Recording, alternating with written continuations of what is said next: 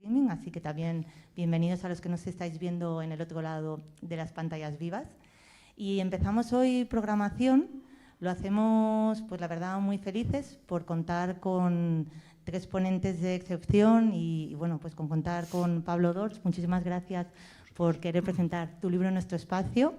Bienvenido Mario, bienvenido Joan también, que van a ser las personas que conversen con Pablo. Simplemente deciros que a la final de la charla os pasaremos el micro por si queréis hacer preguntas. También las personas que estáis en las redes sociales podéis preguntar. Nuestra compañera Sara se las trasladará a Pablo. Y nada, sin más, que disfrutéis muchísimo del acto.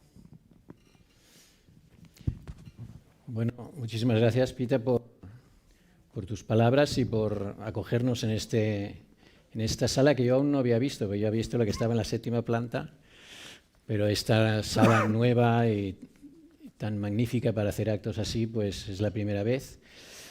Muchísimas gracias, también muchísimas gracias a todos los que estáis aquí y a los que nos seguís desde donde estéis a través de las pantallas. Y evidentemente muchísimas gracias a Mario Alonso Puig por aceptar hoy tener esta conversación con Pablo Dors. Mario Alonso Puig, seguro que lo conocéis todos, sería por mi parte una desfachatez intentar presentarlo. Sabéis sus libros, el más reciente, Resetea tu mente, publicado hace unos meses, pero otros libros como Reinventarse, El guardián de la verdad, o Mindfulness, el arte de mantener la calma en medio de la tempestad, una cosa muy necesaria siempre y más en estos momentos. Por lo tanto, es alguien a quien conocéis sobradamente.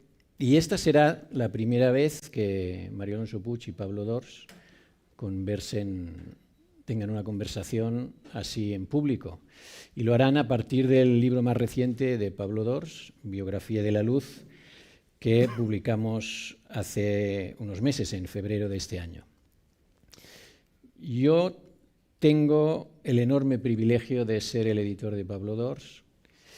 Y recuerdo siempre que la primera vez que nos vimos para hablar de la posibilidad de establecer esta relación autor-editor hará cerca de unos 10 años y uno espera, hablamos mucho con Pablo en ese momento tenía varios libros ya publicados en 3 o 4 editoriales distintas y Pablo lo que quería era revisarlos, repensarlos, reordenarlos y volverlos a publicar ordenados por trilogías como estamos haciendo, que era la forma original en la que él había ido imaginando su obra. Uno espera, como editor, que Pablo Dors pues, te preguntara sobre la editorial y sobre qué libros vas a publicar o qué libros acabas de publicar, o cuestiones más técnicas, quién te distribuye en España, quién distribuye en América Latina, etc. Pero Pablo, una de las primeras preguntas que me hizo es, ¿y a ti qué te gusta leer? Es decir, como lector, cuando tienes que leer por placer, por interés, por gusto, ¿qué lees? ¿Cuáles son los autores que te interesan? Y yo siempre he pensado en esta pregunta, porque no es la pregunta habitual que un autor hace a un editor, ¿no? O sea, Pablo buscaba más una complicidad, una cercanía respecto a alguien que lee como él que a alguien que edita.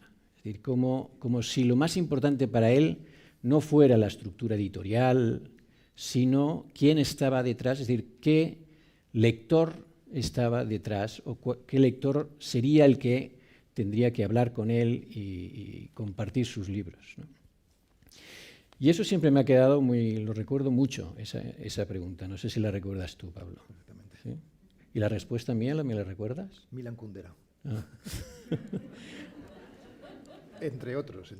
Hrabal también citaste. Exacto. Sí. O sea que había mucha complicidad ya desde el primer momento. Y una tal Mónica Sustova. No, esta no te la dije en ese momento. Es que es mi mujer, ¿no? Entonces, hemos hecho todo este trabajo porque, claro, lo primero que hace un editor antes de editar el libro es leerlo. Debería hacer eso. Y para mí siempre uno de los momentos más mágicos que hay en el trabajo de editor es cuando recibes un mail de Pablo Dors y dice, te envío mi libro. O sea, ese momento es extraordinario, de verdad. O sea, paraliza todo, ¿no? Te quedas así, diciendo, bueno, ahora lo dejarías todo para centrarte en la lectura. Desgraciadamente se necesitan algún tiempo más, pero ese momento de empezar a leer un nuevo libro de un autor como Pablo Dors es extraordinario. Entonces, por lo tanto, hoy tenemos la suerte, como he dicho, de tener a Mario Alonso Puig y a Pablo Dors aquí para hablar. Todos vosotros también, y los que estáis aquí, los que nos seguís desde las redes, sois lectores sobre todo, y en este caso estáis aquí porque sois lectores de Pablo Dors y de Mario Alonso Puig. Y por lo tanto vamos a compartir las lecturas y, en primer lugar, la lectura seguramente interesantísima y que nos ayudará a profundizar aún más en Biografía de la Luz, que es la que ha hecho Mario Alonso Puig, y yo le cedo ahora la palabra a él. Muchas gracias. Gracias, John.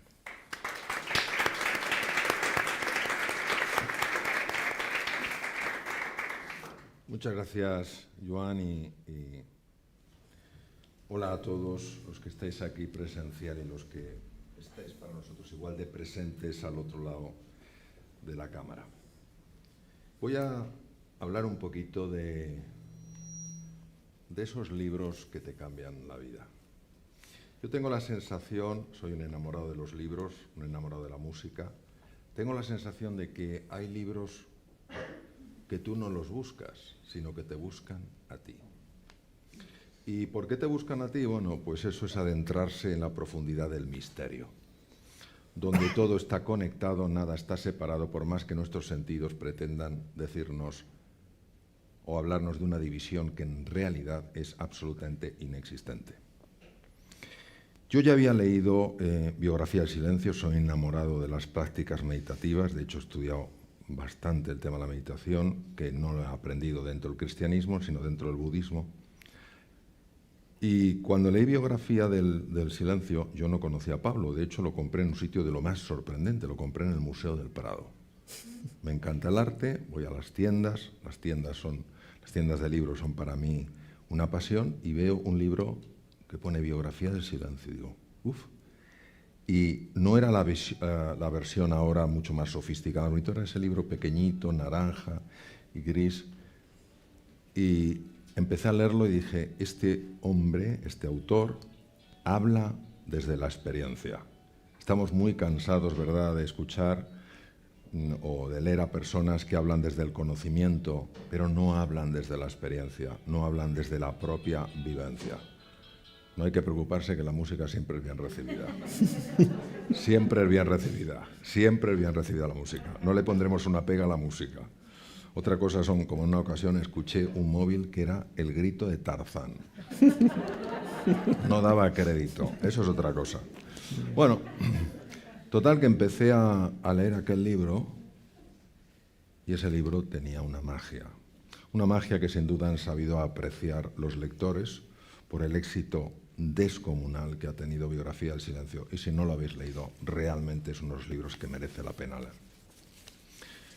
Voy a dar un pequeño salto.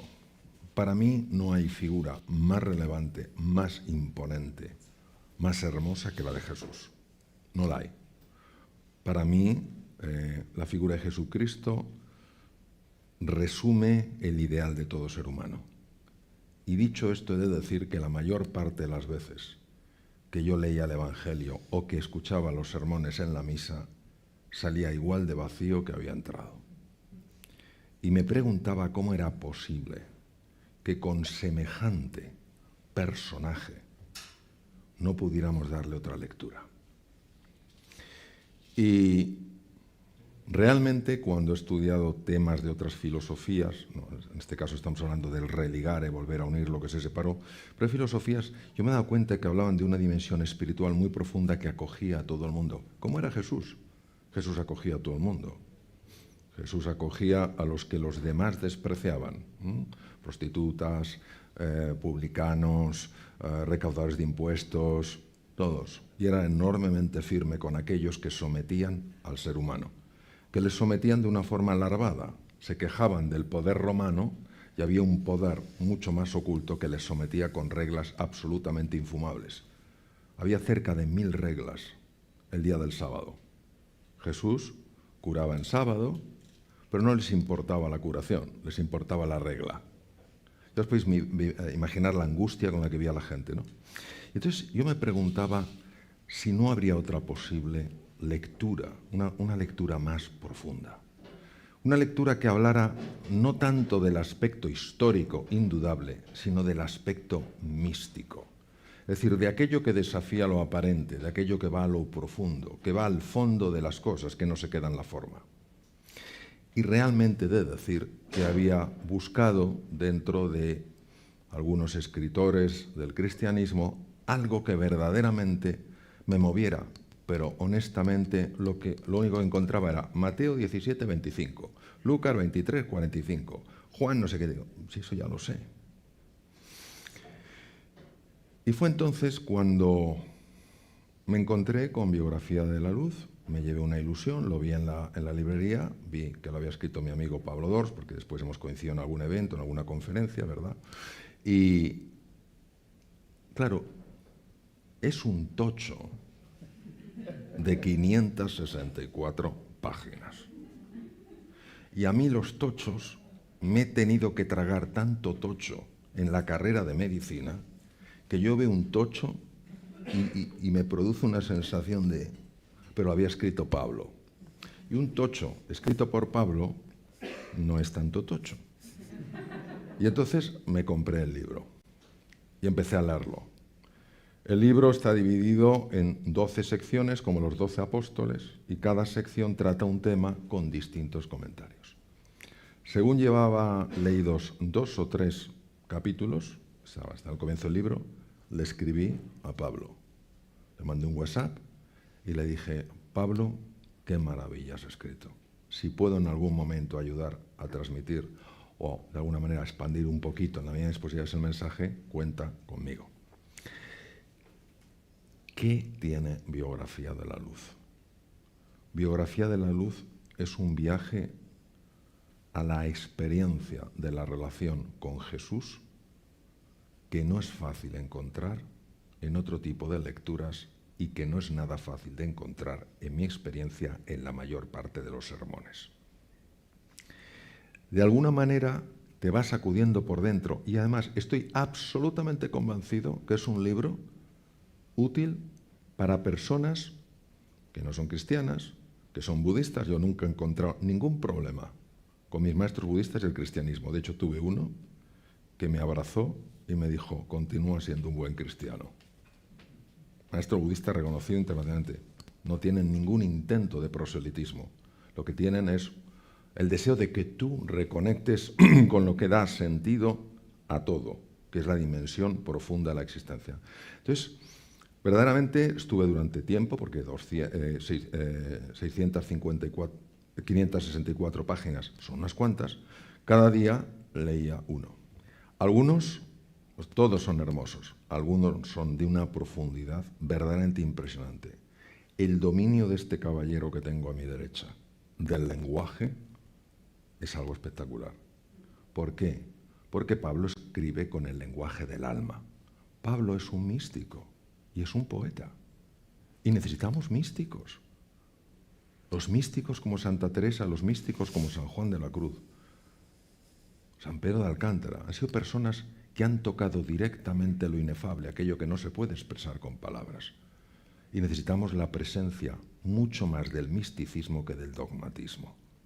Porque el misticismo es lo que te mueve el alma. Y el misticismo te mueve el alma, seas o no creyente. ¿Por qué? Porque hay algo que es parte de nuestra naturaleza, que es la dimensión espiritual, que está basada en una única cosa, que es lo único, desde mi pequeñita atalaya, lo único a lo que vino Jesús a la tierra, a demostrarnos que el cielo no es algo que sucede cuando nos morimos y hay que sufrir en esta tierra, pero te vas a ganar el cielo, sino que el cielo está aquí y ahora y el infierno también. Sansara, infierno, y nirvana están aquí. El reino de Dios está aquí, pero el reino de Dios solo puede emerger desde el amor. Jesús vino a explicarnos qué es el amor. No el amor como sentimiento, sino el agape del que hablaban los griegos, el amor como elección. Jesús amaba a todo el mundo. Y amar no va en contra de ser firme. No va en contra de decirle a alguien, eres un sepulcro blanqueado. No nos equivoquemos. Fijaros, en la filosofía budista, Kanzeon, que es la diosa de la compasión, tiene dos dimensiones. La compasión, que también se conecta al taoísmo, la yin, que es el amor maternal, y la yang, que es la firmeza. Si tú pierdes esa firmeza, te conviertes en alguien blando. Todo vale, todo vale. Y si pierdes ese sentido maternal, de esa energía de abrazar, entonces te conviertes en una persona dura. Yo no concibo un Jesús, no lo concibo, diciéndoles razas de víbora y odiándoles. ¿Cómo va a odiar a alguien que colgado en un madero? Imaginemos lo que es eso, vamos. Yo que hago ejercicios de pesas y me pongo así con las pesas y al cabo de 30 segundos no puedo con las pesas, imagínate si encima estás colgando de tu cuerpo y atravesado por clavos. Y que diga a los que se están mofando de él, diga, perdónales porque no saben lo que hacen. ¿Cómo iba a odiar? ¿Y qué pasa? Que tenemos el anhelo de una profundidad que es muy difícil de encontrar. Muy difícil de encontrar, incluso donde sería más lógico encontrarla. Yo esa profundidad la he encontrado en este libro, en Biografía de la Luz. Y esa profundidad desafía lo intelectual, es un reconocimiento desde el alma de algo que es verdad. ¿Y qué es verdad? La verdad es la realidad es la verdad. ¿Y la verdad qué es? Unidad, bondad y belleza. Por tanto, en este libro tú estás viendo que hay unidad. Estás viendo que hay bondad y estás viendo que hay belleza. Ahora bien, mi gran sorpresa fue cuando pasé a la página 561. De la 561 a la 565. El epílogo. Y después de leer ese epílogo, que también te mandé un mensaje, te acordarás, Pablo, me quedé profundamente tocado. Porque ese epílogo, para mí tendría que ser prólogo y epílogo. Es decir, yo empezaría el libro desde el epílogo, desde la 561. Porque cuando lo leáis, que no voy a revelar nada, entenderéis de dónde ha salido ese libro. Ese libro ha salido de la profundidad de un alma, pero no un alma que tenga las cosas fáciles, sencillas, que vaya ahí flotando, como un globo de helio, de repente tal cual. Ha salido de la profundidad de alguien que ha abrazado a su sombra, que ha llevado luz donde todos tenemos oscuridad, que no ha rehuido del dolor para poder reconocer la grandeza. Y entonces, digamos que ese misterio de quién ha escrito este libro queda en gran parte revelado por ese epílogo, ¿no? Yo, honestamente os lo digo, es el mejor libro. Yo leo muchísimo de espiritualidad. Conforme voy acumulando juventud, y ya tengo bastante juventud acumulada, más me gusta la espiritualidad. Sigo siendo un enamorado de la biología, sigo siendo un enamorado de la psicología, de otros temas, de la filosofía, me encanta, pero cada vez yo noto más la llamada a una espiritualidad basada en el amor, no en el sometimiento, no en el dogmatismo, no tú eres bueno, tú eres malo, no. Personalmente creo que eso no es lo que buscamos los seres humanos. Yo es el mejor libro, con diferencia, que he leído de mística, y he leído algunos muy buenos místicos, el mejor libro que he leído con diferencia. O sea, creo que es una joya y tenemos que estar muy agradecidos a una persona que ha dedicado 4 años de su vida, porque Pablo, cuando se mete a escribir, todos sabemos lo duro que es escribir, no es nada fácil.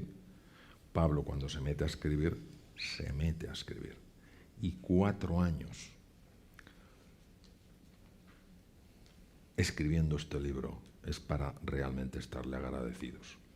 Porque un libro, un gran libro como es Biografía de la Luz, como lo fue Biografía del Silencio, o varios de Pablo que también he leído, son sobre todo conexión con el desierto, son verdaderos regalos al mundo, son regalos al mundo. Y por eso me ha sido muy fácil sentir la llamada a estar hoy con todos vosotros, con Joan y con Pablo y con Pita. ¿Por qué? Porque no solo tengo un gran cariño a Pablo, no solo le tengo una gran admiración, es que creo realmente que este mensaje puede ayudar mucho al mundo. Ten en cuenta una cosa, ya termino, porque aquí obviamente el protagonista es Pablo y estamos todos a su lado. Cuando las crisis sacuden al ser humano, crisis de cualquier tipo, crisis de salud, onda que yo en 26 años de cirujano no he visto crisis de salud, ya podéis imaginaros, crisis económicas, crisis sociales, crisis políticas, cuando las crisis golpean al ser humano, tienen una ventaja, al menos una, que es que le convierten en un buscador. Nos apoltronamos en nuestra zona de confort, nos acomodamos muy fácilmente y algo nos tiene que sacar del eje, lo cual significa enajenar para ponernos a buscar. Y cuando las seguridades exteriores no existen, porque eres consciente de tu fragilidad y de tu vulnerabilidad, ¿dónde buscas? Dentro. La necesidad hoy de espiritualidad es brutal. Hay muchas personas perdidas porque no saben, no les convence lo dogmático, no le convence, eres un pecador, tienes que darte 27 veces golpes en el pecho por lo pecador que eres. No. Tú eres hijo de un padre que jamás te ha visto pecador. Siempre te ha visto como su santo hijo. Pero queridos, estamos todos dormidos. Yo creo que este libro nos ayuda a despertar. Muchas gracias.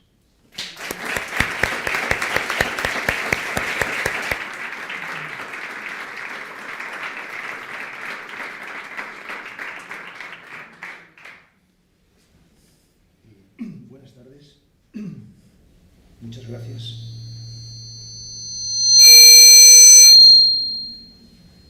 Muchas gracias.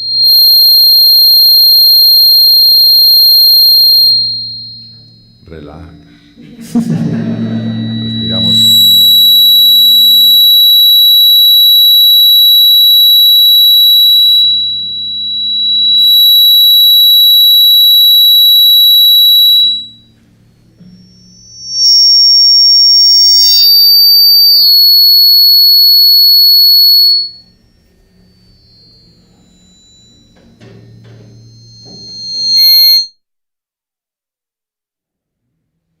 Lo tomo como una indirecta para callarme.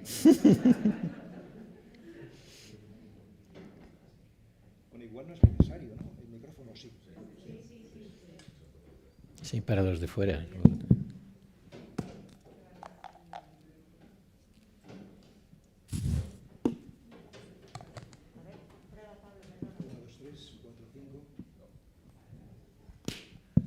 ¿Y cierras ese? Luego con este inalámbrico. 1, 2, 3, ahora sí, ¿no?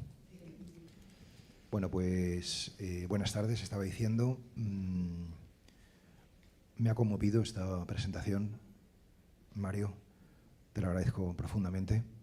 Y también quiero agradeceros a todos vosotros que estáis aquí presentes o viéndolo virtualmente, esta presentación. También, por supuesto, gracias al ámbito cultural y por supuesto, también a Joan, mi editor de Galaxia Gutenberg. Pues me gustaría decir 3 o 4 palabras y luego pues dar el paso a una pequeña conversación con Mario y con Joan y también con vosotros, ¿no? Si queréis preguntar alguna cosa.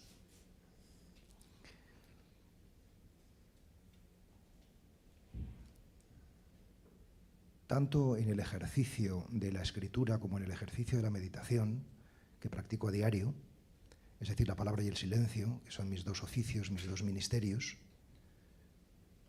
yo siempre me siento un principiante.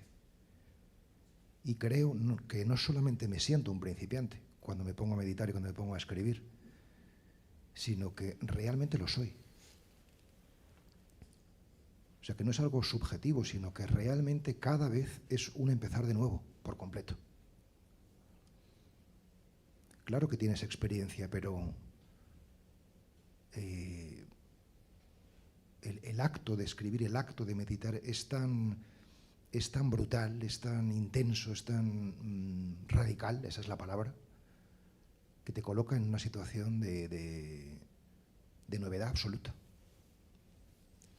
y de virginidad espiritual, ¿no? de inocencia, ¿no? Y eso es lo que hace que pueda ser potente, pueda ser poderoso, ¿no? Y esto significa que uno escribe y medita, o yo escribo y medito con confianza, por supuesto, pero también con incertidumbre. Con incertidumbre. Eso es lo que hace que estos dos actos tan hermanados profundamente, aunque distintos, si lo miramos de manera superficial, pues sean una aventura, sean un riesgo, ¿no? Por eso cuando yo, por ejemplo, envío mis manuscritos a Joan, pues lo hago con temor y temblor. No penséis que lo hago con la seguridad absoluta o la gran seguridad de quien dice escrito una gran cosa, ni mucho menos, ¿no? Y tengo el privilegio de una persona que lee, que es mi editor, ¿no? y que me da un feedback inteligente, atento, minucioso, amoroso, riguroso, y eso es un lujo extraordinario. O sea, el otro día leía, no me acuerdo dónde, que decía que, tiene mucha gracia, que el 99% de las críticas literarias que se publican en los suplementos culturales no sirven para nada, o sea, son, en fin, banales, ¿no? Y lo comparto completamente, pero que todo autor necesitaría un crítico o un lector que realmente se sentara y le diera un eco profundo, pormenorizado de su texto. O sea, y que los autores tendríamos que pagar a críticos que nos hiciesen esta lectura, porque no tenemos eco riguroso, profundo de nuestros libros, ¿no? O sea, ¿qué tal tu libro? Pues muy bien, pero en caso eso no es suficiente, ¿no? Necesitamos pues confrontación, ¿no? Y esto yo lo encuentro con Joan y te lo quiero agradecer en público. ¿No? Y luego también quiero deciros que yo conocí a Mario Alonso, que tenía estas palabras tan amables y tan sentidas, ¿no? O sea, y que en fin, no sé, me parece muy hermoso. Y le conocí en un foro de espiritualidad hace unos años, ¿no? Y se generó entre nosotros una simpatía, yo creo que natural, ¿no? Y yo no me acuerdo si fue en ese mismo evento o después que tu conferencia se titulaba Biología del silencio, ¿no? Entonces, claro, al leer yo esto digo, pues este hombre, o sea, no puede ser más que amigo, ¿no? O sea, o directamente un plagiador, o sea, una de dos, ¿no? Y tuvimos una conversación muy bonita porque yo tuve mi intervención primero, o sea, de la tarde del sábado, poned, y él tenía la suya el domingo por la mañana. Entonces, en aquella intervención, no sé por qué, la cosa funcionó, pues que yo estaba como muy suelto, muy ligero, ¿no? Y entonces, pues no sé, me salieron algunas bromas o algún comentario más o menos jocoso y tal, y el público, que era muy numeroso, eran 1.200 personas, nada menos, pues no sé, se rió mucho en esa intervención, hubo mucho humor, ¿no? Que a mí me gusta mucho la ligereza, ¿no? O sea, sobre todo cuando habla de uno de cosas trascendentes, pues ser un poco ligero, ¿no? Para no ser tan gravoso, ¿no? Y entonces, bueno, a partir de ahí, no sé quién fue, que empezaron a llamarme el Woody Allen de la espiritualidad, ¿no? Porque había mucho humor. Y luego me han preguntado, ¿no? ¿Por qué le llaman a usted Woody Allen? Pues a partir de aquella conferencia, ¿no? Y entonces me acuerdo que Mario me dijo, al acabar has estado extraordinario, me has hecho comprender dónde está la cuestión, ¿no? de este foro, ¿no? Y ahora tengo que reelaborar mi conferencia, porque esto, ¿no? tiene que ser diferente, ¿no? Y efectivamente, al día siguiente dio una conferencia magistral. O sea, yo he escuchado varias tuyas, pero esta me parece, por lo menos la que más pero realmente no solamente magistral, sino con un sentido del humor brutal. O sea, yo pensé, este hombre, no sé, es un actor, ¿no? Fue maravilloso, ¿no? La podéis ver porque está colgada y también quiero recordarlo, ¿no? Bueno, y ahora quiero decir 2 o 3 palabras también de Biografía de la Luz.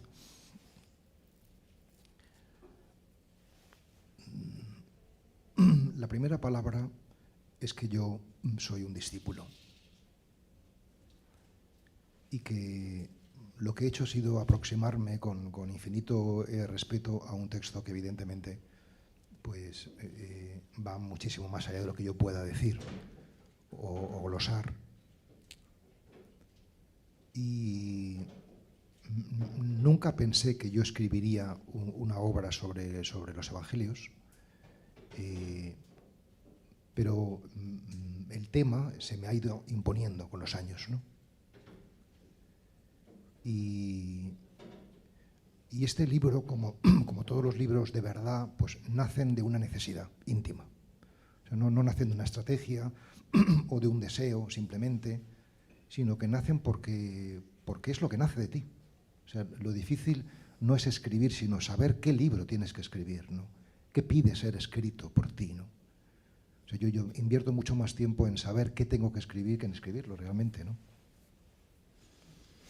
Y realmente es un texto que nace de la práctica del silencio, que ha sido escrito en el silencio, ¿no? Y desde el silencio y para el silencio, ¿no? De manera que el mejor homenaje que los lectores pueden hacer ante este libro es ponerse a meditar y a escuchar, ¿no? A escuchar el eco de estas palabras, ¿no? Y a escuchar el eco del propio corazón, ¿no? Esto sería una primera cosa, ¿no? Una segunda cosa, un segundo punto, es que publicar un libro sobre Jesucristo o sobre el Evangelio en el mundo actual, en la sociedad contemporánea, y en una editorial que no es religiosa, sino laica, pues es una provocación. Es una provocación porque lo cristiano es políticamente incorrecto. Esto es un hecho incontestable, ¿no? ¿Y por qué? ¿Por qué este libro y en esta editorial, ¿no? Pues a mí lo que más me emociona de la figura de Jesús de Nazaret, que ha estado hablando Mario, lo que más me emociona de todo y lo que yo realmente querría para mí es la mirada desprejuiciada de Jesús hacia todas las personas. Es decir, que le daba exactamente igual, como también ha señalado él, ¿no? Que quien tuviera delante fuera un sacerdote, una prostituta, un representante del poder imperial, un centurión, un pescador. A todos les trataba igual, no haciendo acepción de personas, ¿no? Es decir, prescindiendo de la condición racial, cultural, religiosa, sexual y de cualquier tipo, ¿no? ¿Por qué? Porque no se quedaba en las formas, sino porque iba al fondo de la cuestión, ¿no? Iba al corazón, ¿no? Y en el corazón todos somos muy parecidos, ¿no? Entonces, esta mirada tan limpia y tan genuina a mí me apasiona, ¿no? O sea, y es la que yo intento tener en la vida. O sea, tratar a las personas con independencia de cualquier circunstancia, porque todo es circunstancial, menos el ser, menos el corazón, si queremos decirlo así, ¿no? Y realmente he escrito el libro con este lema, ¿no? de realmente lograr vivir e infundir el no juicio, el no juzgar, ¿no?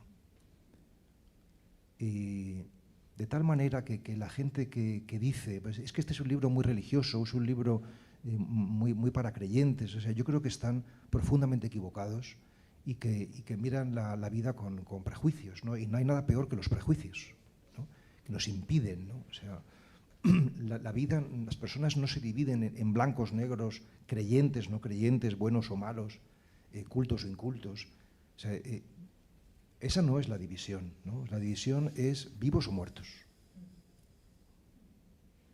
Es decir, despiertos o dormidos, ¿no? Entonces, cuando me dicen, es que tu libro es para creyentes, esto es una solemne estupidez. O sea, mi libro es para las personas que quieran despertar, que quieran estar vivas, ¿no? Al menos esa ha sido mi intención a la hora de escribir, ¿no? Es decir, que no ha habido ni un nada, o sea, ni una brizna de afirmación personal o ideológica en un credo o nada por el estilo, ¿no? Sino brindar un camino, ¿no? Que en el fondo no es tanto el de Jesús cuanto el mío, porque el de Jesús excede cualquiera de nuestros propios caminos, ¿no? Y en este sentido también quiero decir una última cosa, y es que fascinándome la figura de Jesús, o sea, el foco en el libro no está en Jesús de Nazaret. O sea, esto no es una biografía de Jesús, ¿no? Sino el foco está en el Cristo interior, en el yo profundo, ¿no? Es decir, que realmente lo que es Jesús en este libro es una plantilla, ¿no? Un mapa para leer nuestro yo profundo, ¿no? Es decir, que la originalidad de esta lectura es justamente que es una lectura, vamos a llamarla así, arquetípica. No es una lectura ni histórico-crítica, ni mítica o literal, ni teológica, sino que es arquetípica, ¿no? Es decir, todo parte de esta sentencia de Jung, ¿no? que precede el libro, ¿no? Que es como el encabezamiento, ¿no? Que dice que todo lo que sucede en la vida de Cristo sucede siempre y en todas partes. Es decir, que desde su figura, desde su mensaje, podemos leer lo que nos sucede más allá de nuestra fe o no fe, más allá de nuestra confesionalidad o agnosticismo, ¿no? Y esto hace que este mensaje tenga una potencialidad y una universalidad extraordinarias, ¿no? Supongo que en otros textos sagrados, que yo no conozco lo suficientemente bien, de otras tradiciones religiosas, pues sucederá parecido, ¿no? O sea, decir, pues ahí tendrían que haber autores que lo escriban si no lo han escrito ya, ¿no? Pero aquí, en esta tradición cultural nuestra, tenemos esto. O sea, tenemos un tesoro extraordinario al cual Biografía de la Luz pues quiere rendir un modesto homenaje, ¿no? O sea, y esa ha sido mi pretensión, ¿no? Y luego, pues, no sé, concluyo diciéndoos que me emociona mucho pues ver que los lectores disfrutan de este texto que es ambicioso, que es exigente porque supone ponerse a leer, ¿no? Y que me llena el corazón pues contribuir en alguna medida a estar más cerca de nosotros mismos y de él. Muchas gracias.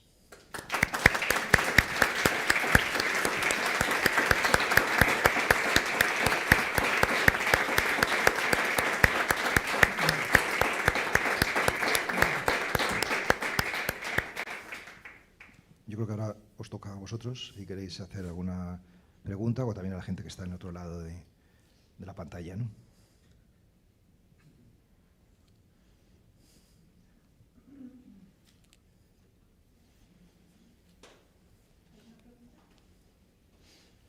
Bueno, como la primera pregunta siempre es muy complicada, podemos pasar a la segunda.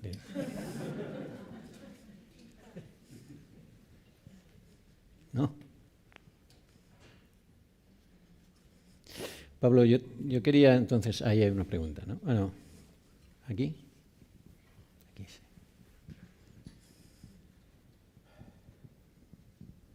Hola, buenas tardes. Bueno, para mí es una casualidad estar aquí porque recibí un mensaje justo ayer y casi me pierdo este evento, ¿no? Creo que yo siempre cuando veo alguna charla de Pablo digo que es el mejor evento cultural de Madrid y hoy me atrevo con la presencia de Mario a decir que es el mejor de España, si no el de Europa. Veo que en el libro me gustaría un poco que, si me pudierais, por curiosidad, simple curiosidad, hablar un poco del proceso, porque veo que está escrito en el final, Pablo dice Jerusalén 2020, ¿no? Entonces me imagino que como apareció en el 2021, me imagino que Pablo, estando en Jerusalén en el 20, pues creo que sería justo antes de la pandemia, ¿no? Y sí, por supuesto que afectaría, ¿no? en el proceso de edición, todo el tema de la pandemia y tal, y si no se hace... Pablo dijo en la presentación que yo oí en televisión española, decía que la pandemia no se puede ignorar, porque yo creo que ahora quizás la estemos medio ignorando, pero yo creo que eso es un gravísimo error. Y Pablo dijo que a partir de la pandemia no se podía concebir el mundo de la misma manera. O sea, que no nos podemos, después de todas las catástrofes que ha habido y de lo que ha dejado y lo que puede todavía ir dejando, sería un poco ingenuo, ¿no? No ignorar la pandemia. Yo creo que este libro no hemos tenido la fortuna de tenerlo en los peores momentos del coronavirus, pero creo que es una fuerza maravillosa para poder seguir con todo lo que nos puede venir. Y como muy bien y sabiamente ha dicho Mario, la mayor herramienta, la mayor arma tiene que venir de dentro, porque está claro, con todo lo que hemos visto, que de fuera no va a venir. Entonces yo creo que cuanto más fortaleza tengamos, mucho mejor afrontaremos la vida y, desde luego, en mi modesta opinión y mi propia experiencia, la meditación me cambió la vida con Pablo II desde el año 2014 y creo que ha sido el mejor antídoto para poderla soportar. Muchas gracias. Bueno, la pregunta, que me he enrollado mucho. El tema del 2020, Jerusalén, el momento donde lo escribiste, que fueron 4 años, pero que finalizas en el 20 y todo este proceso de la edición. Muchas gracias. En realidad, cuando yo fui a Jerusalén, el libro estaba ya bastante pergeñado y en Jerusalén fue donde lo terminé, en enero efectivamente, si bien luego tuve pues algunos meses más de reescrituras y de correcciones. Y la experiencia de Jerusalén para mí fue brutal, porque yo creo que fue allí donde yo cogí el COVID. Antes de que se desatara la crisis. Y si no fue el COVID, fue algo parecidísimo, porque la realidad es que estuve 10 días, nada más llegar, en cama, con dolores musculares y fiebre brutal. O sea, decir, pensé que había llegado a Jerusalén para morir también, también yo. Pero bueno, es que tengo un tono un poco melodramático, ¿no? Pero yo estando allí, en una cama, en un convento, recién llegado, con 42 de fiebre que llegué a tener, digo, pues esto es mi fin. O sea, decir que aquí está mi legado. Hasta luego, gente, ahí os quedáis. En realidad todo el tema de la pandemia a mí me ayudó mucho a tener mucho más tiempo y para poder escribir, y de hecho entregué el libro antes, como medio año antes de lo que le había dicho a Joan que podría entregarlo, ¿no? O sea, es un libro cuya escritura he abordado casi como si fuese una tesis doctoral, ¿no? O sea, en un sentido, ¿no? En otro sentido, por supuesto que no, ¿no? Pero porque en realidad este libro nace de que en el 2016 me encargan un comentario diario a los evangelios, los misioneros claretianos, y entonces 365 comentarios, era una barbaridad, ¿no? Aunque muy breves, ¿no? Y entonces yo empiezo ahí y me doy cuenta de que, empiezo a escribir comentarios sobre el evangelio y me doy cuenta de que efectivamente hay una lectura que me está dando la práctica de meditación, ¿no? Que yo antes no tenía y que es muy luminosa, ¿no? O sea, o muy diferente, muy oxigenante, ¿no? Muy libre, muy suelta, ¿no? Y entonces empiezo a experimentar estos textos con la red de meditadores amigos del desierto, los voy probando en los distintos seminarios, encuentros, retiros, foros que tenemos, y yo voy viendo en cada seminario que funcionan muy bien, o sea, que realmente responden, ¿no? Entonces los voy reescribiendo a raíz de todos los comentarios que voy escuchando de amigos del desierto, ¿no? Y ya en el 2017 ya decido que esto es un libro, ¿no? O sea, y empiezo a ir decidiendo, ¿no? O sea, qué pasajes, porque yo he escogido 105 pasajes, pero realmente hay muchísimos más, ¿no? O sea, en fin, pero he sido generoso, porque en 105 yo creo que sí que está, yo creo que buena parte del mensaje, ¿no? de Jesús, ¿no? Y luego fue pues una escritura muy de meditar, escribir, volver a meditar y, digamos, viaje de ida y vuelta entre el silencio y la palabra, ¿no? Luego, cuando ya lo entregué y ya se publicó el libro, que ya publicó ya hace más de medio año, ¿no? O sea, como ya tenía esta disciplina de 4 o 5 años trabajando en esto, pues me seguían viniendo, digamos, más comentarios o los que ya había escrito, pero con mayor hondura, ¿no? Pero bueno, no, el siguiente libro será diferente, no os preocupéis. Gracias, Ignacio. No, también quería decir que el proceso de edición no se vio alterado por el COVID. Es decir, con Pablo habíamos previsto, de hecho, la reedición que hicimos de Biografía del Silencio, junto con las andanzas del impresor Zollinger, El amigo del desierto y Sendino se muere, en febrero del 2020, justo antes, el mes antes de que llegara la pandemia fuerte a España, estaba previsto para que prácticamente 1 año y medio después publicar Biografía de la Luz. O sea que salió, como ha dicho Pablo, un poco antes, porque Pablo pudo trabajarlo más. Y el proceso se alargó unos meses, lógicamente, porque, claro, este es el resultado final, pero en medio, aparte del texto que se publica, pues ha habido otros planteamientos, algunos planteamientos como poner las citas del Evangelio, en qué sitio. Y había algún momento que incluso Pablo había pensado y había escrito una serie de preguntas para hacer al lector, o que el lector se pudiera hacer mientras leía este texto, que ocupaban también muchas páginas. Es decir, sí. Sí, o sea que hay un trabajo al mismo tiempo de ir construyendo ya no solo el texto de Pablo, que eso ya está, sino el libro en sí, que también tomó su tiempo, sí. No sé si dar yo la palabra. Buenas tardes. Desde las redes sociales también tenemos alguna pregunta. Y la primera es, ¿qué otros autores o libros recomiendas para introducirte o avanzar en la espiritualidad?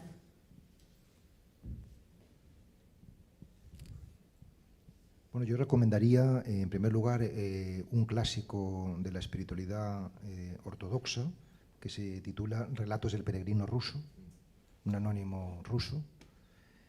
Ese sería como un clásico, ¿no? O sea, y luego de autores contemporáneos, recomendaría en primer lugar el libro fundamental de mi maestro, ¿no? Que se llama Franz Jalix se escribe, titulado Ejercicios de Contemplación. Para mí este es el libro más importante, y yo sé que para algunos de los presentes también, que me ha ayudado a hacer un peregrinaje interior pues muy riguroso y muy completo, ¿no?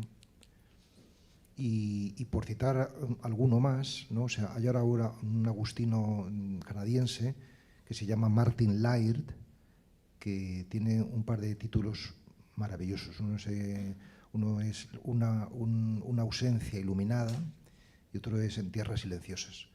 Son libros que abordan la práctica meditativa con mucha profundidad, con mucha simplicidad, o sea, de manera se puede entender perfectamente, y bueno, pues yo creo que también con rigor, ¿no? Por dar 3 o 4 títulos, ¿no? Otra de las preguntas que tenemos desde redes sociales es si crees que realmente la pandemia ha provocado una mayor búsqueda del yo interior y si la sociedad va a ir a mejor.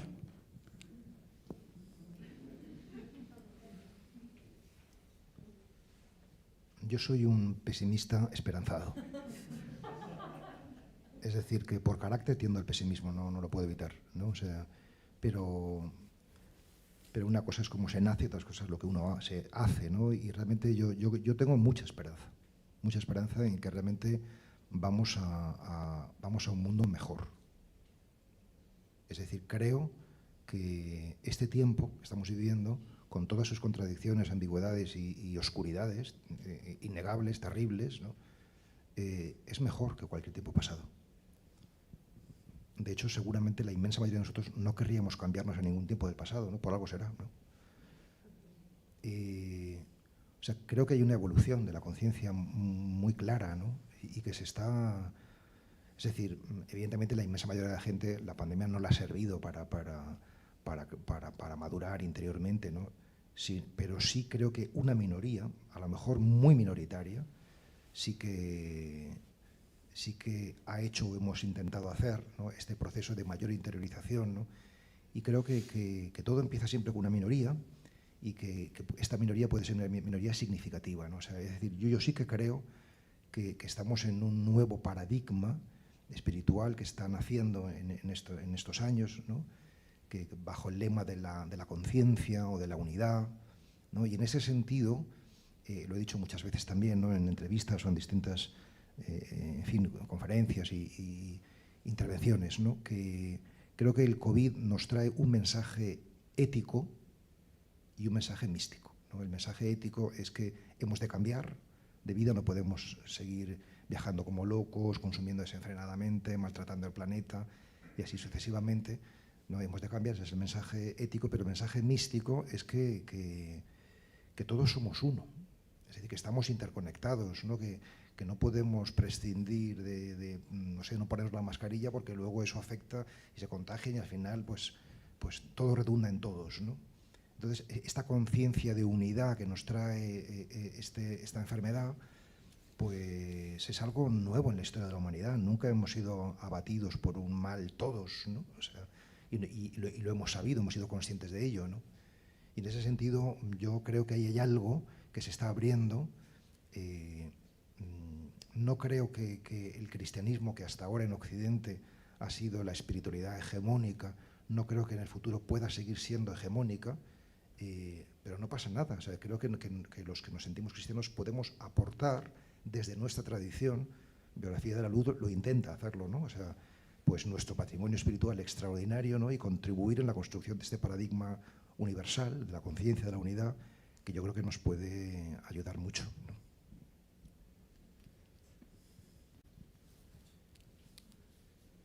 Sí. Hola, buenas tardes.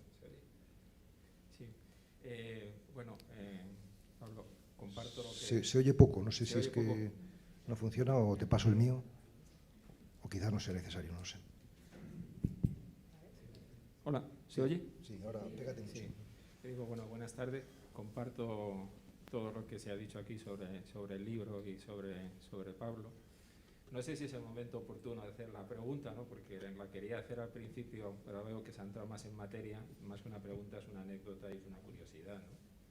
Yo todavía no he terminado de leer el libro. Es verdad que lo compré el primer día que salió, porque tuve, como ha dicho Mario, se cruzó el libro porque alguien me dijo, oye, tú que lees tanto a Pablo, sabes que va a sacar un nuevo libro, ¿no?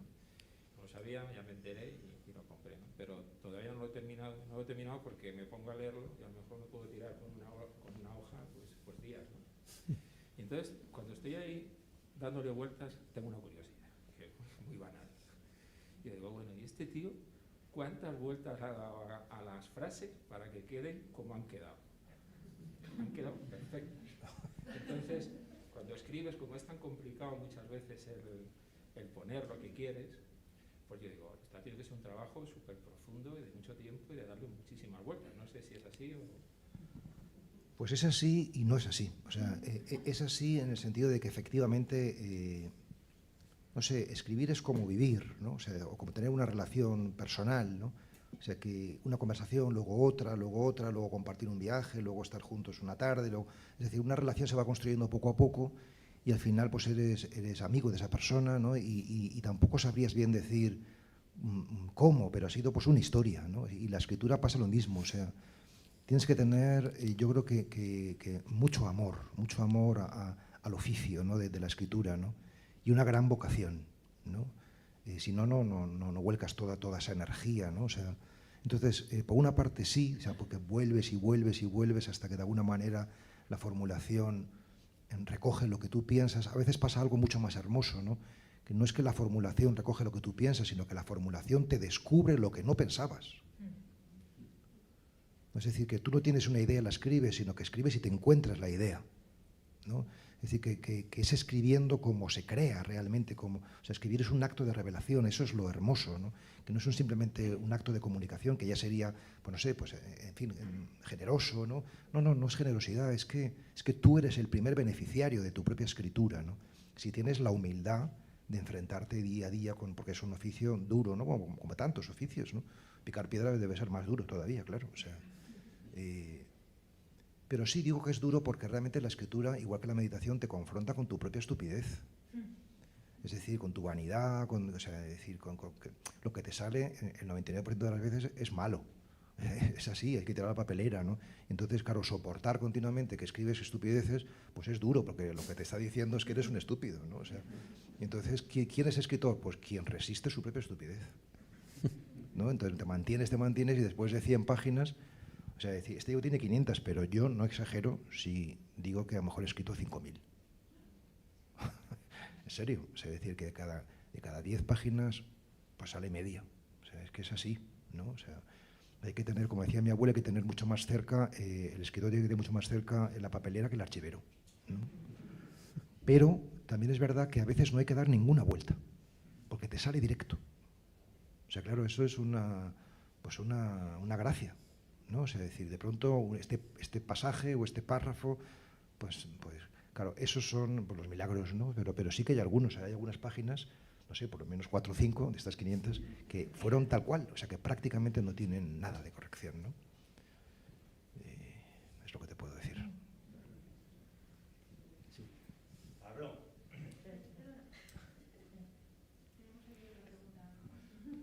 Sí. Hola, buenas tardes.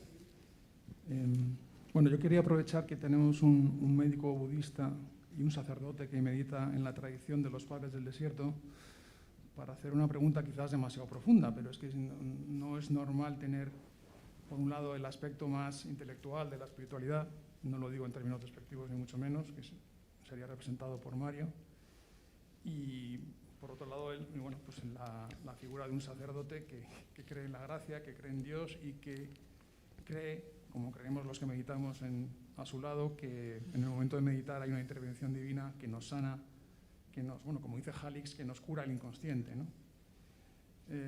Pues que haría suscitar este debate, esta idea, ¿no? Si hay una idea de gracia en el budismo, si no la hay, bueno, pues cómo se pueden sentar y hablar de meditación un médico budista y un sacerdote esicasta, no sé cómo llamarte, Pablo. Bueno, voy a empezar yo. Permíteme que me defina. Yo no me considero un médico budista.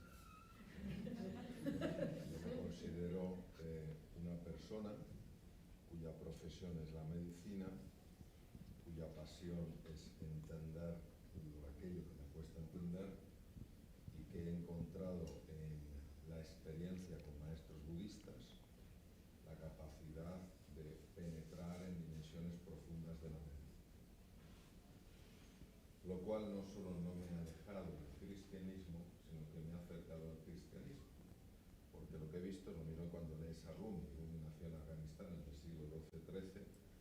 Lees a Rumi, si tienes algún problema con Rumi, pues uno tiene que plantearse dónde está el problema. Porque no, yo estoy seguro que si Rumi, Jesús y Buda se hubieran conocido, hubieran sido íntimos amigos. Íntimos. Somos nosotros los que queremos amoldar la experiencia de Dios en un intelecto que es incapaz de entender su grandeza. Dicho eso, yo creo en la gracia, yo creo en los milagros. Nunca he visto que el intelecto esté reñido con el misterio. Lo que sí creo que está reñido con el misterio es un intelecto que se cree que es capaz de entenderlo todo. Por tanto, no hablo ya del intelecto, hablo de la arrogancia. Y cuando hay arrogancia, el intelecto se hunde. Por consiguiente, creo que la ciencia y la espiritualidad para nada están reñidas. No es lo uno y lo otro, es lo uno y lo otro. Biológicamente sabemos, lo que has comentado tú, Pablo, en Logroño, es que era todo alrededor del silencio. La biología del silencio, podemos hablar de la biología del amor. Está demostrado que hasta los propios cromosomas y el propio ADN es capaz de entender el lenguaje del amor. Por tanto, la biología y la espiritualidad, y cuando hablo de espiritualidad le equiparo al amor, lo mismo que Cristo, el ser, el corazón, para mí son expresiones de lo mismo, no están reñidos. Entonces, lo que pasa es que, lo has comentado tú, Pablo, para mí el ser humano solo tiene un oponente. Tú lo llamas estupidez, yo lo llamo arrogancia. La arrogancia es estúpida. Entonces, eso es lo que pasa. Y yo he estado en foros, he estado en conversaciones con algunos de los mejores neurocientíficos del mundo, de los mejores del mundo, son personas con una espiritualidad brutal. He estado con otros neurocientíficos que han dado un puñetazo en la mesa y han dicho que lo espiritual se puede limitar a lo psicológico y lo psicológico a lo fisiológico. ¿Qué es lo que hay que hacer? Enfadarse. ¿Pero por qué hay que enfadarse? Esto no es un tema de convencer a nadie, no es un tema de dogmatizar, no es yo tengo razón, tú estás equivocado. Es de respetar. Cada uno tiene su camino. Y a lo mejor esa persona que se revela contra la existencia de algo más allá, expresa en su vida un nivel de amor que yo me pongo a dar una conferencia sobre la importancia de la gracia y en mi vida eso no se refleja. O al final yo creo que tenemos que, pues un poco esa capacidad de escucha que da la meditación, que da el silencio, porque en el silencio es donde desaparece la tontería. Claro. Fíjate lo interesante que es.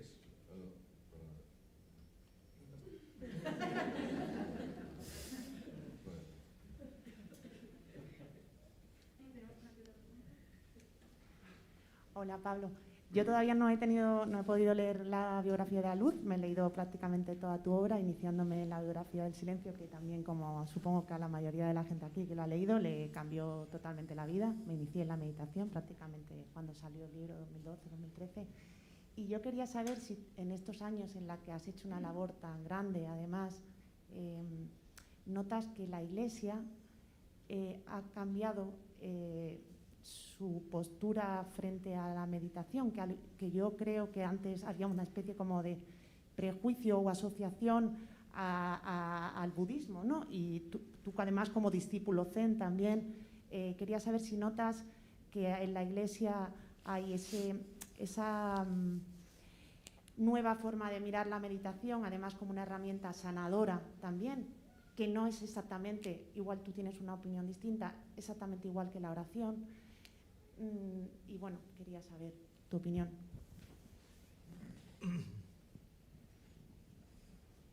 Es muy difícil, ¿no?, decir si la Iglesia institucional o la comunidad de los cristianos pues hoy es más sensible o más abierta a una práctica bueno, que en otros tiempos a lo mejor ha sido...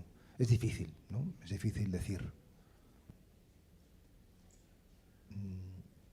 Lo que sí podría decir es que esto que intento plantear con toda modestia, pero con toda rotundidad, de la importancia no solamente del silencio, sino del silenciamiento,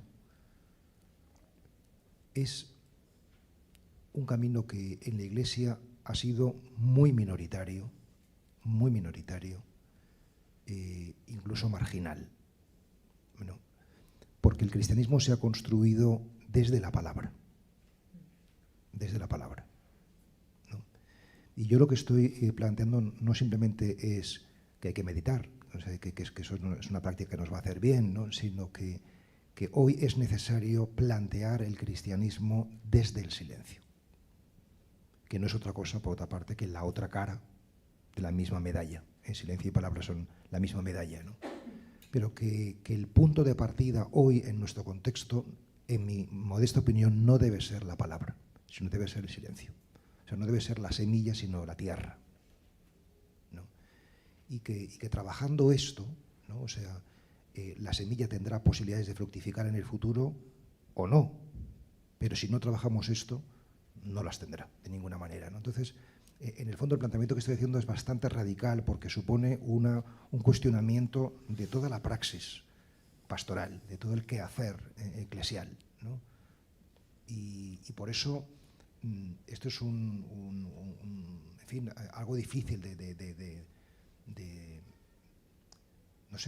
asumir, ¿no?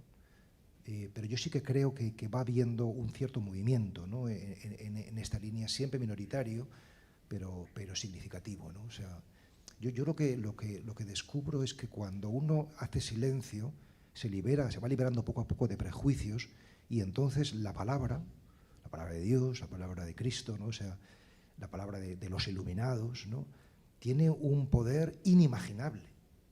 O sea, pero solo si hay vacío puede haber plenitud, ¿no? O sea, y por eso creo que hay un gran camino, ¿no? O sea, también pienso que antes o después la Iglesia, dado que tu pregunta es esta, pues lo irá viendo, ¿no? O sea, porque yo tengo mucha esperanza, ¿no? Y bueno, por supuesto que ha habido mística todos los siglos, desde los orígenes de la fe cristiana, ¿no? Y ha habido, lo que pasa es que lo que estamos planteando, o sea, cuando hablamos de la meditación, no es simplemente silencio, sino silenciamiento.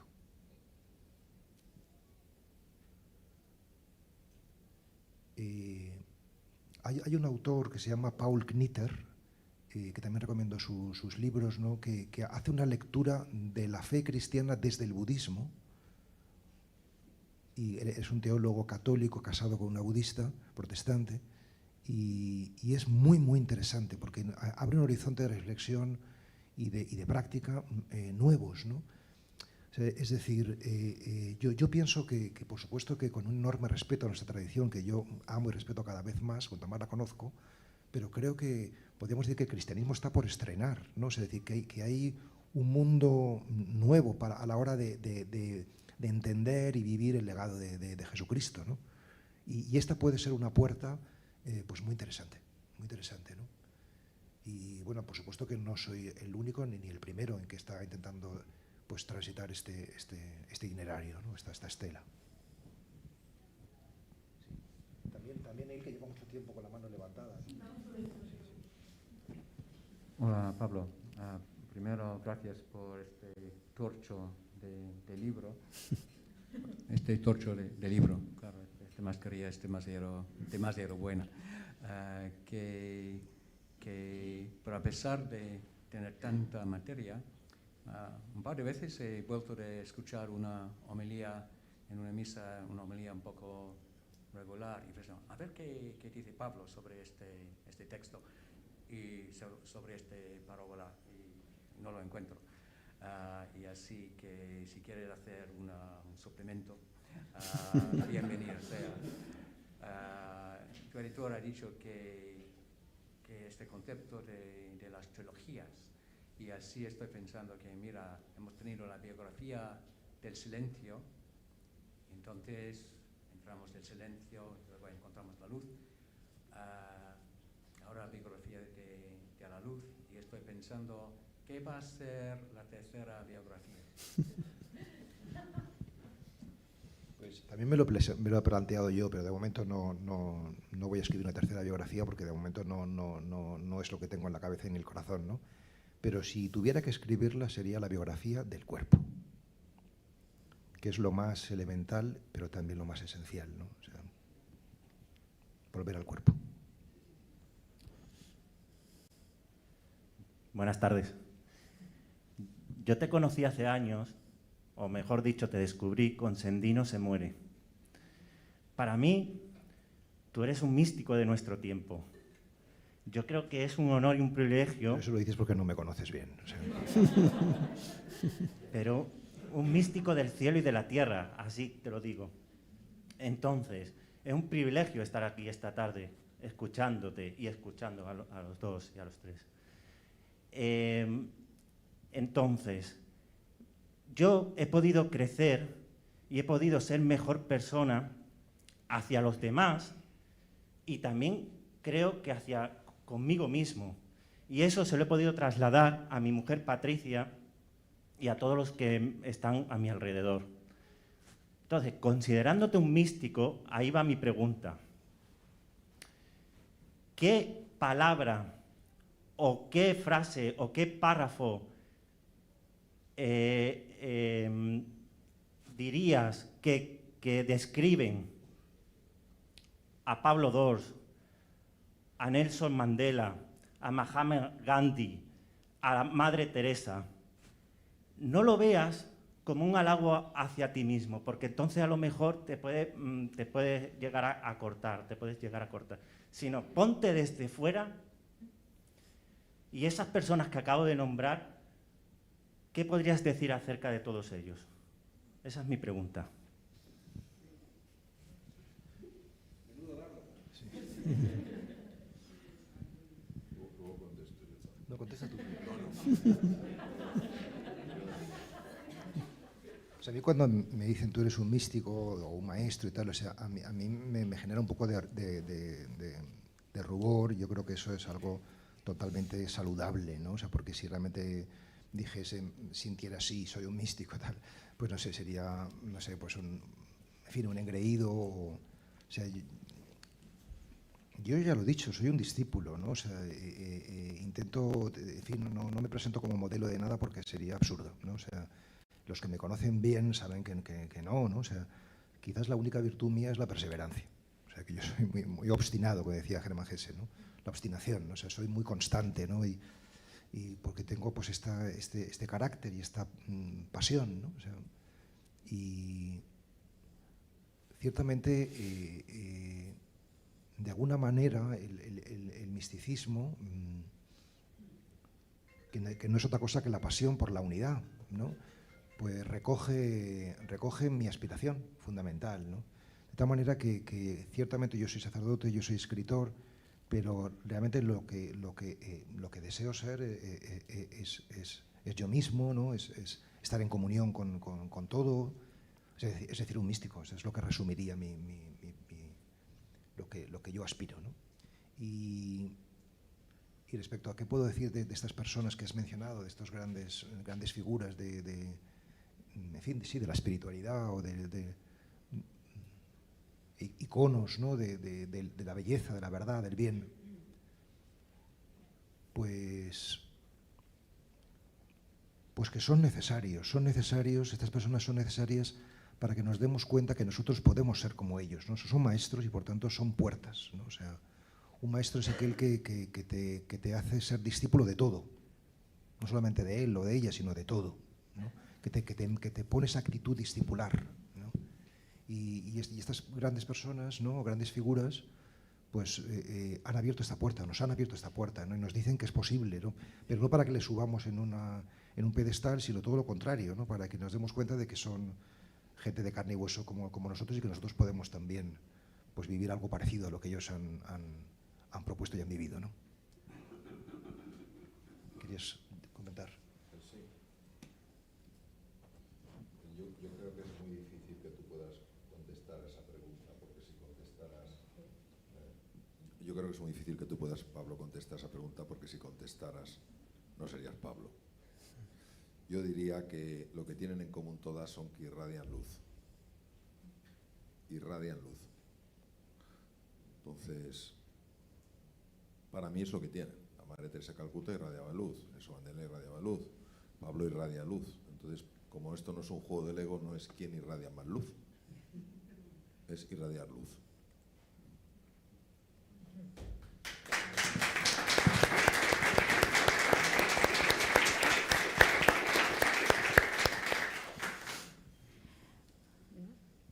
Buenas noches. Pablo, quisiera saber, no he tenido oportunidad de leer el libro, y quisiera saber cuál es la esencia de la obra que nos presentas y qué sensaciones o emociones tuviste en el camino cuando estabas creando la obra, porque entiendo que tuviste varios años en esto, entonces un poco el resumen más o menos de la esencia de la obra y tus sensaciones.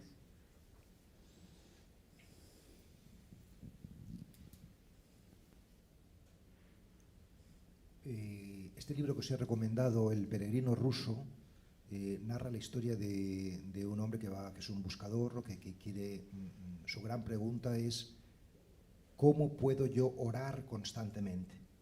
Que formulado en términos seculares sería ¿cómo puedo yo estar en la presencia permanentemente? ¿Cómo puedo estar en el presente? ¿Cómo puedo vivir en definitiva? No perderme la vida, no estar aquí y ahora, ¿no?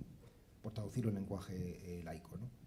Y este hombre encuentra un maestro que le da un camino, él sigue el camino, no lo voy a contar aquí, para que lo que no hayáis leído le podáis leerlo y disfrutarlo. Y al final del libro cuenta los frutos de su práctica espiritual, ¿no? O sea, y los frutos fundamentalmente son tres. Uno, él que ha estado peregrinando por las estepas rusas durante mucho tiempo buscando un maestro, pues de pronto se da cuenta de que las estepas rusas son preciosas, son maravillosas. Y dijo, ¿cómo es posible que he estado caminando por aquí y no me he dado cuenta de que la vegetación es esplendorosa, todo era hermoso? O sea, se da cuenta de la belleza de la naturaleza. Ese es el primer fruto, ¿no? El segundo fruto, que es un paso más allá, no solamente la naturaleza, que esto es más inmediato, sino las personas. Yo creo que este micrófono se oye mejor, ¿no? Este es el tuyo. Las personas, ¿no? Se da cuenta de que todos son hermosos, todos son bellos, ¿no? Todos son amables, ¿no? Es decir, de pronto ve a la gente como realmente es, ¿no? Cuando tú estás limpio, ves a los demás limpios, les ves bien, ¿no? O sea, porque en el fondo lo que vemos es lo que tenemos dentro, ¿no? Y este es el segundo fruto, las personas, ¿no? Y el tercero, es, tal y como lo cuenta, es que la palabra se le abre. Es decir, que de pronto él lee la escritura y se da cuenta de que la escritura no está hablando de otros, sino que está hablando de él. Es una especie como de autobiografía anónima, ¿no? O sea, imaginad que de pronto dicen en el Corte Inglés venden un libro que cuentan tu vida. Pero, ¿cómo mi vida? Sí, sí, todo lo que tú has hecho, has pensado, has vivido. Joder, estaríamos aterrorizados seguramente, ¿no? De que hubiese un libro que contara todo, ¿no? Pues así es el Evangelio, o sea, realmente está contando nuestra vida, ¿no? Y entonces a este peregrino la palabra se le abre, no la entiende, ¿no? Como algo personal. Entonces, ¿cuál es la esencia que me preguntabas de Biografía de la Luz? Pues quizás esto, ¿no? Es el descubrimiento de que esta palabra del Evangelio habla de ti. O sea, que está hablando de ti. O sea, eso es lo que yo he querido transmitir, ¿no? Y por tanto es algo que nos concierne directa y profundamente, ¿no?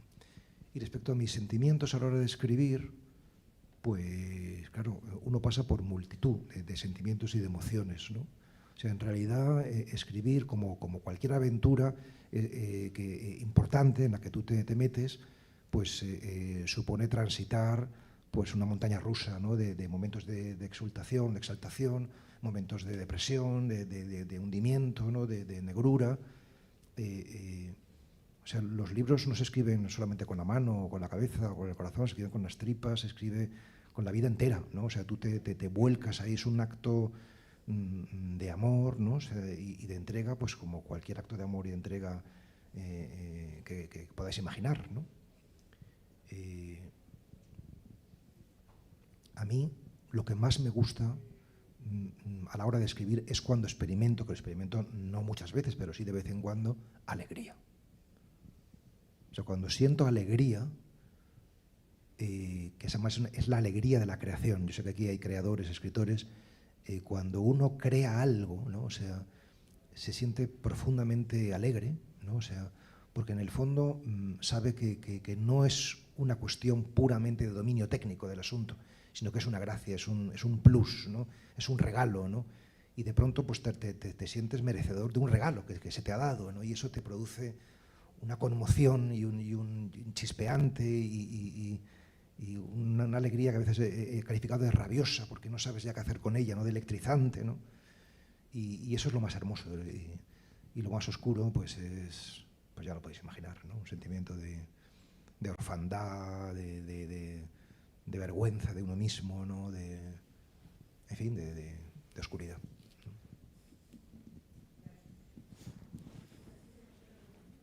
Sí, Pablo. Yo tampoco he leído todavía el libro, pero tengo muchísimo interés.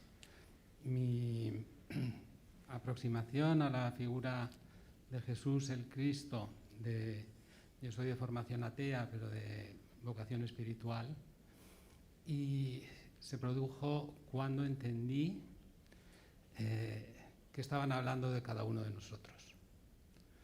Y mi pregunta es, tú has comentado que estás hablando del Jesús arquetipo. ¿Qué relevancia, qué conveniencia, o incluso por el otro lado, qué peligro le ves al Jesús, digamos, histórico y a la historiografía? ¿Qué papel juega en todo esto?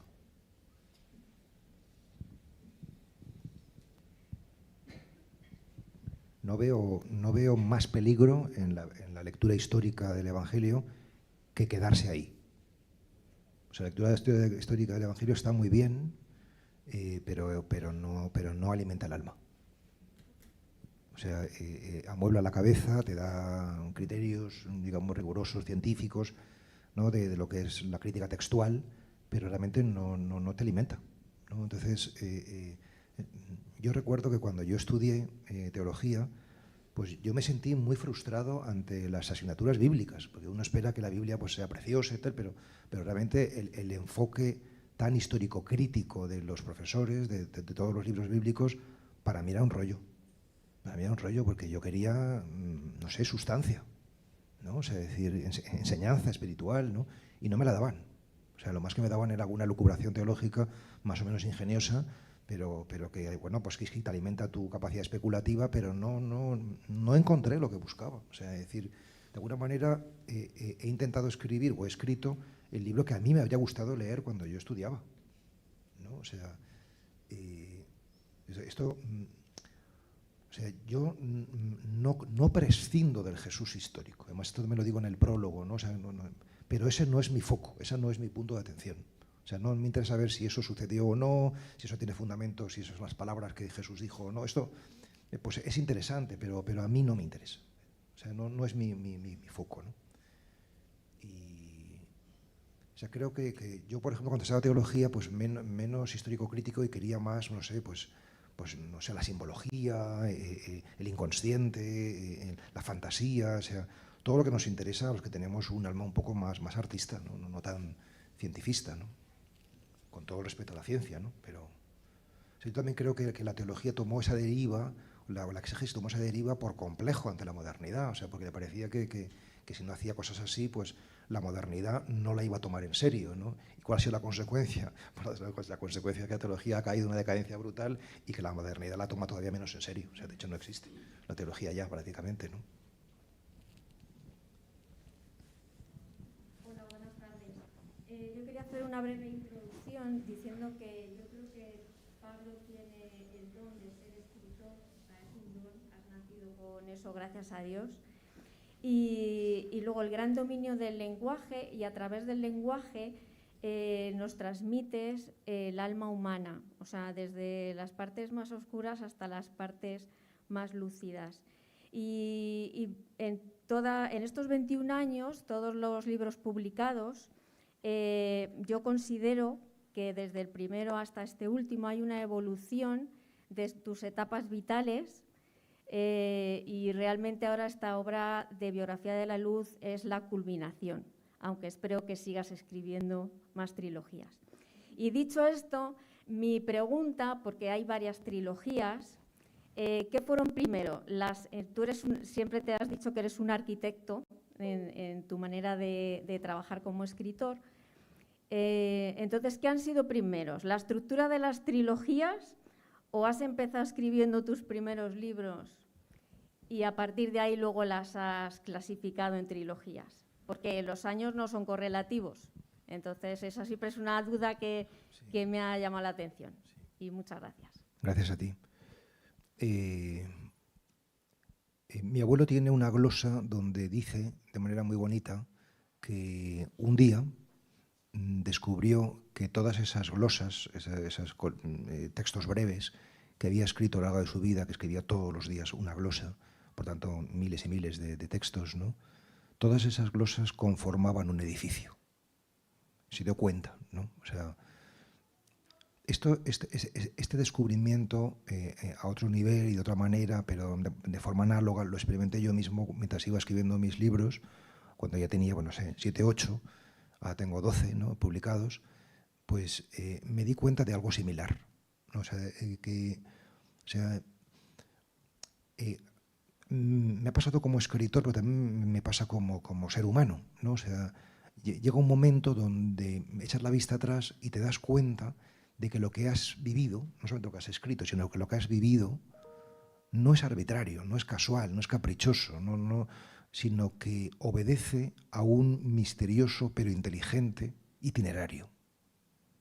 Es decir, que realmente donde tú no veías estructura, donde no veías sentido, donde no veías una figura, de pronto la ves, ¿no? O sea, de hecho, a veces que me han preguntado qué es la fe, pues he dicho, la fe es la capacidad de leer tu propia historia en clave de Dios, en clave de luz, ¿no? O sea, pero no imponer la lectura, sino que de pronto se te hace evidente que hay una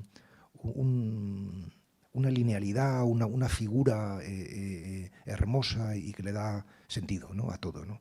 Y esto que pasa en la vida, que a mí me ha pasado, me pasa, ¿no? Entiendo que un artista en esto es Thomas Mann. Thomas Mann entendió esto, ¿no? O sea, y lo cuenta en Relato de mi vida, creo que se llama su biografía, ¿no? Y lo tenía todo tan estructurado porque era un hombre muy sistemático en su vida, ¿no? O sea, y entonces él, después de entender que cada X años le pasaba una cosa, otra, tal, todo estaba perfectamente arquitectónicamente conformado, dijo que él no podía no morirse a los 75 años, que era la edad que le correspondía morir. Y efectivamente se murió a eso. Es decir, la arquitectura perfecta se cerró, ¿no? Bueno, pues sin llegar a este extremo tan hegeliano, ¿no?, tan arquitectónico, hubo un momento donde descubrí que efectivamente estaba escribiendo, o sea, que mi obra tenía una posible conformación en trilogías, ¿no? Y es muy bonito porque efectivamente, bueno, yo creo que todos, no solamente los escritores, ¿no?, tenemos un camino, ¿no? Y a medida que tenemos luz, leemos ese camino, lo entendemos, ¿no? Y vemos que por muchos errores que hayamos cometido, que por muchos tropiezos que hayamos dado, ¿no? O sea, todo va encaminado hacia el bien, ¿no? Todo va bien, ¿no? Aunque muchas veces no nos sintamos o estemos atravesando momentos pues oscuros y a título personal o a título social, ¿no? Así que por eso, ¿no? Por eso escribí, luego pues con Joan decidimos hacer este camino de trilogías, ¿no? Hola, Pablo. Bueno, en primer lugar... Ay, hello. Ok, gracias. Bueno, en primer lugar, perdón, mi español no es mi lengua materna. En segundo lugar, gracias, Pablo. Y mi pregunta es, bueno, tengo una pequeña contribución a la pregunta del señor y mi pregunta es, a lo mejor podéis añadir o hablar sobre lo que voy a decir. Así que para mí, lo que tienen en común todas esas personas, esos iconos que acabas de decir, lo que tienen en común son, viven en servicio de los demás, que viven desde un lugar de amor, o sea, desde el corazón. Y eso es algo que todos podemos hacer, porque si vemos que todos somos uno,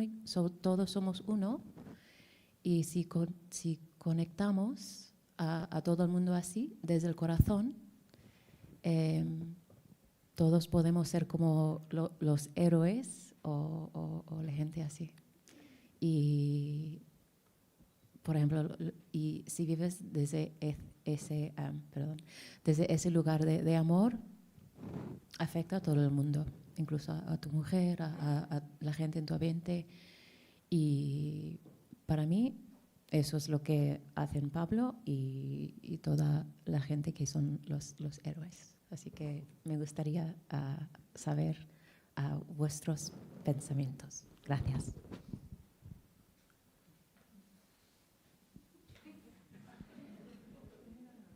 En realidad, por ejemplo, cuando yo escribo novela, que es lo que a mí me gusta escribir, más que ensayo, ¿no? O sea, aunque luego son los ensayos los que tienen más acogida, ¿no? No quiero escribir nunca sobre héroes, sino más bien sobre antihéroes, ¿no? Gente desconocida, gente anónima, que vive su existencia aparentemente anodina, pero sin embargo pues muy llena, ¿no? O sea, que seguramente los héroes somos nosotros, no ellos, ¿no? Ellos también, ¿no? O sea, pero ellos son los que nos recuerdan que tenemos este carácter heroico, ¿no? O sea, a pesar de las circunstancias, ¿no? que levantamos la cabeza y seguimos intentándolo, poniéndonos en pie, ¿no? Ese es el verdadero heroísmo, el heroísmo de lo cotidiano, ¿no? Y eso está al alcance de todos, ¿no?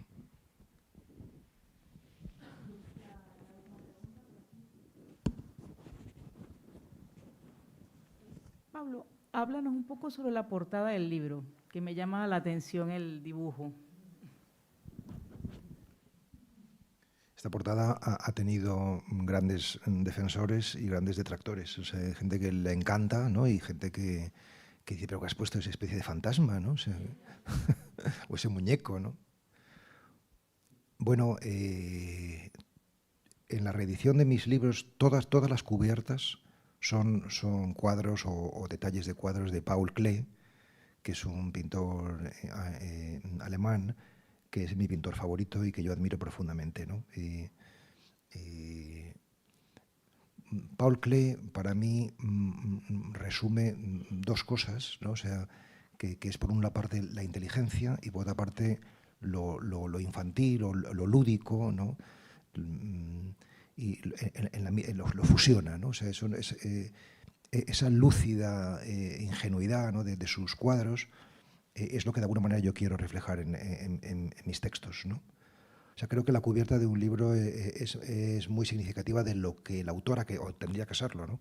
Si es que el autor tiene alguna palabra, pues muchos editores no prescinden de lo que el autor pueda pensar y ponen cualquier dibujo, cualquier ilustración, ¿no? Pero en el caso de mis libros tengo la fortuna de que lo dialogamos Joan y yo y decidimos, ¿no? Una cubierta lo pensamos mucho, ¿no? Y esta cubierta de biografía de la luz pues es muy sutil, al mismo tiempo hay una mirada de unos ojos muy negros, muy profundos, ¿no? O sea, yo creo que es sugerente y bueno, no tengo que cantar las alabanzas de esta opción, ¿no? O sea, que habrá gente que le invite, ¿no? A entrar a lo espiritual, ¿no? Y otros que a lo mejor pues no tanto, ¿no? Pero yo creo que es sugerente y es atractivo.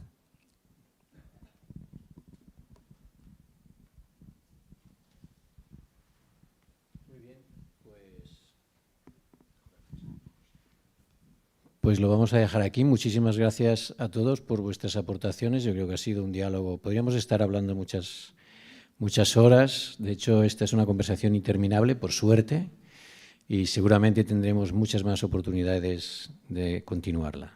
Muchísimas gracias a todos. Y si alguien quiere que Pablo le firme el libro o los libros, para los editores, pues es lo mejor que el momento de la presentación.